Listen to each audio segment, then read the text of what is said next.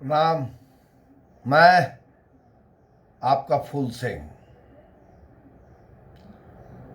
दोस्तों, मन तो दुखी है। विगत 2 दिनों में देश ने 2 बड़े उम्दा कलाकार को खोया है, जिसकी क्षतिपूर्ति नहीं हो सकती है। कल इरफान खान साहब और आज ऋषि कपूर जी, 2 बड़े उम्दा कलाकार को इस देश ने खोया है और अपूर्णीय क्षति हुई है हमारी इंडस्ट्रीज की। लेकिन मैं तो पहले ही कहा था ना आपको, यहां पर कोई ना परमानेंट। राजा हो या रंक, यहां पे सब हैं एक समान। कुछ तो आकर चले गए, कुछ जाने को तैयार। दोस्तों, अभी थोड़ी देर पहले मैं न्यूज देख रहा था, तो मैंने देखा कि हमारे सुशील जी, आपको लगता हो कि मैं सुशील जी क्यों बोल रहा हूं, क्योंकि मैंने सदा के लिए उनके नाम से वो टाइटल ही हटा दिया जो बहुत पवित्र टाइटल है, मोदी टाइटल, जो हमारे पंत प्रधान, युग पुरुष, एक ऐसा योद्धा जिसका लोहा आज पूरा विश्व मानता है, उनके नाम के पीछे वो लगा हुआ है टाइटल। और मैं कभी नहीं चाहूंगा कि वो उतना बढ़िया टाइटल इस चुप्पा के लिए लगे। सुशील जी ने बड़े बेबाकी से कह दिया कि हमारे पास साधन नहीं है।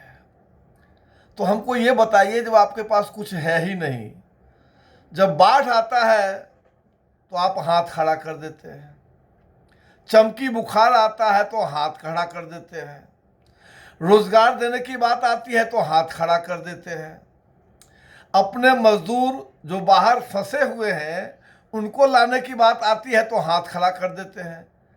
तो ए महाराज, आप वहां बैठे हुए क्यों हैं? आप जहां हैं वहां से बगले में बांस घाट है, जाइए ना, कूद जाइए गंगा में, डूब मरिए। छी, आप बाहर रहते ना तो पता चलता आपको कि कितनी गंदी गंदी गालियां आपको दी जाती है। शर्म नहीं आता है आपको? क्यों बने? एक तो इतना दिन से बोल नहीं रहे थे, जब कल जैसे ही ये घोषणा हुई कि नहीं, सरकार अपने मजदूरों को अपने घर बारी बारी ला सकती है, तो खट से निकल गए मीडिया में बोलने के लिए। इससे पहले कहाँ थे? कहाँ थे आप? क्वारंटाइन थे क्या? क्यों नहीं निकले थे? कुछ नहीं हो सकता आपका। मैं एक बात बताऊं, मैं भी 58 साल का व्यक्ति हूं। मैं अपनी जिंदगी में आप जैसा बेशरम सुशील मोदी जी आज तक नहीं देखा। आज तक नहीं देखा कि इतना बेशरम भी कोई पॉलिटिशियन हो सकता है। आज तक नहीं देखा। बर्बाद कर दिया बिहार को आपने, और हमारी पार्टी को भी किया है बर्बाद आपने। हाँ, कोई समय रहा होगा जब आपने कुछ अच्छे काम किए होंगे, तो उसका कितना मुआवजा आपने लिया होगा ये आपका मन जानता है। सुशील जी, आपकी संपत्ति की जांच करवाऊंगा, बिल्कुल ही करवाऊंगा। आपके बड़े भाई जैसे हैं ना अंदर, आपको भी भेजूंगा। जब विपक्ष में थे तो बहुत आपका एकदम बोली निकलता था, अभी अभी क्यों नहीं निकलता है बोली आपका?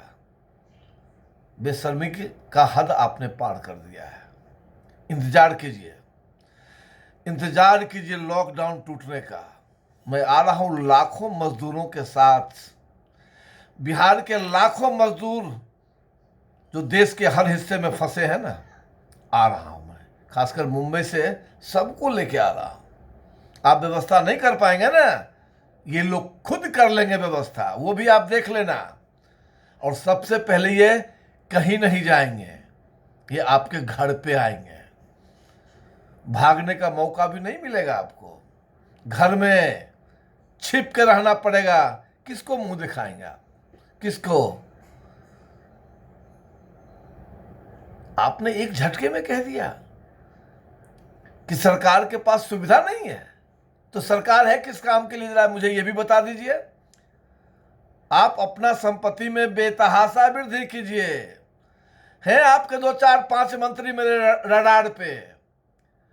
मैं तो पूछूंगा ना सवाल कि लेमरेटा पर चलते थे आप, आपके कुछ मित्र लोग हैं जिनको आपने मंत्री बनाया है, जो कभी आपके यहाँ सब्जी पहुंचाया करते थे साइकिल से और मोटरसाइकिल राजदूत से, आज इतनी संपत्ति उनके पास कहां से आ गई?